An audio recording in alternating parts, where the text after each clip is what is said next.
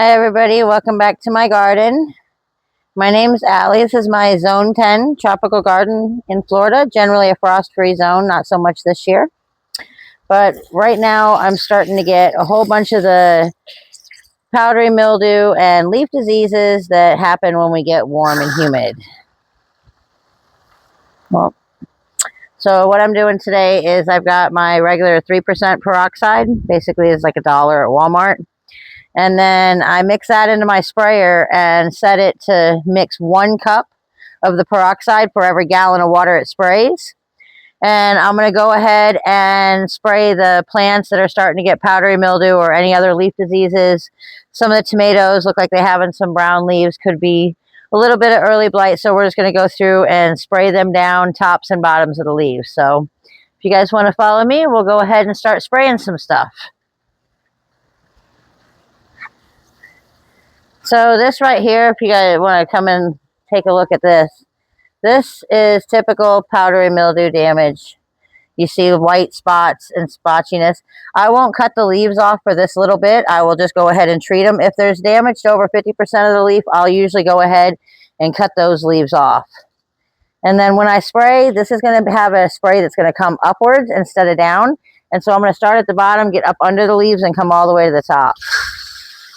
And the first little bit, I just let it spray out because it might take a minute for the peroxide to actually get into there. So we're just going to go start at the bottom and hit every leaf.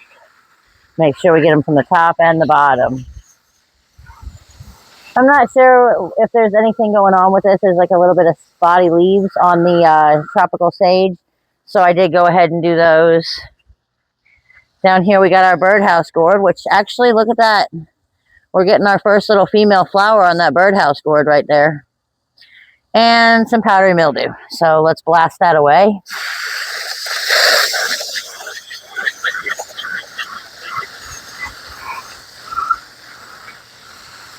And again, I saw some browning of the leaves on these tomatoes, so we're just going to go ahead and coat those right up to the top. These guys look good, looking good. Turn the sprayer off. I just go ahead and let it go. A little bit of peroxide dusting on everything is not going to cause any harm.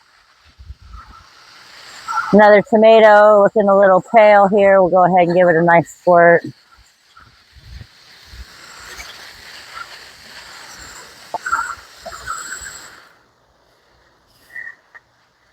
All right, what else needs it? All right, that looks like it for this side. So we'll go ahead and catch back up on the other side. All right, so before I go over the other side, I'm just going to refill it. I'm going to show you how simple this is. You just open the peroxide, pour. No mixing, no measuring. Just pour peroxide in there. The little sprayer does all the measuring for you. Just make sure it's set to spray 1 cup per gallon concentration. And that's it. So we're going to go over here, get these pumpkins, which are suffering really bad, and hopefully they'll be cured up. All right, over here with the pumpkins, you can see they have a little bit more signs of infection showing, along with this Space Master cucumber. So I'm going to go ahead and douse this area very heavily, and I really get down here and try to get under these leaves.